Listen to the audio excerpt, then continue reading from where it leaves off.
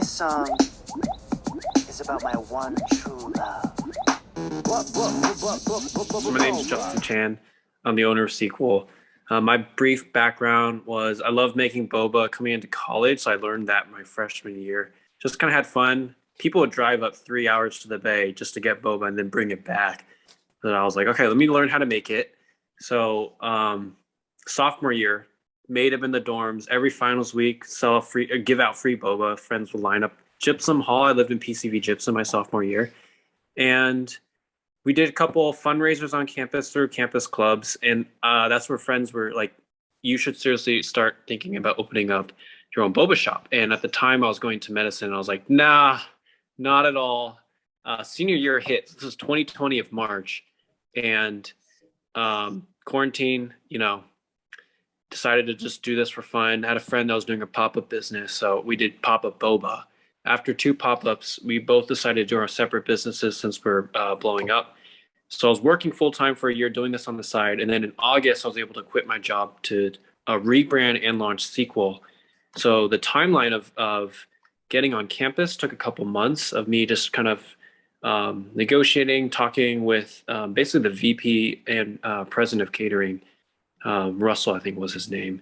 And yeah, they loved the product. It was nothing like it on campus, which was helpful. What role did social media play? Social media plays like probably 90% of is 90% of our marketing, that's for sure. We don't spend any money on anything else, and we don't even spend money on Instagram ads. So it's entirely just networking, people reposting our drinks. I love the aesthetics. So I think when customers are buying it for, yes, the drink and the taste, but the aesthetics, people like posting on Instagram. That definitely helps. What issues or struggles have you had on the way? Yeah. The biggest was the scale. When I first started, I was like thankful to sell 50 cups. I was like 50 cups. And you're like barely breaking even. First day at Cal Poly, we hit like 500 cups.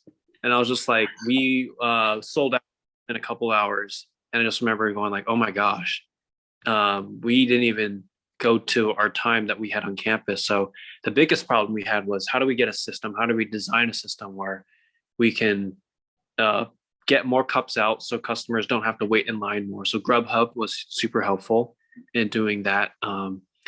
Just making a system like that. At the time, we were only doing like 3 drinks on campus. Like how do we have upwards of 8 or 7 all brought in the trunk of my car? So I think engineering that system, training the right people was a whole process. Yeah, oh, that's good. That worked out. And then for the last one, where do you see Sequel going in the future?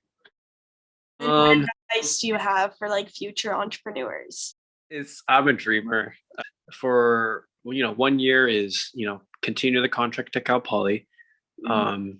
We're in the works. We've been in the works for a storefront, so that's coming along soon. A storefront, I think, would be a dream. It would not that it isn't a dream, but it would be a dream come true to be able to own, operate, open 7 days a week type of thing. So my advice is, I think it's honestly perseverance. So if you have something that you're passionate about, it makes it easier to keep persevering because it's just fun. Like, the first year and a half, barely making any money. I just love doing it. I love making boba. So when people realize that you're putting it into quality, then they'll start talking, and then it'll be a lot more natural. So yeah, those are, I guess, my 2 pieces of advice for entrepreneurs. Okay. Thank you again so much for this interview. I really appreciate it. That's Bubble Tea. She's perfect.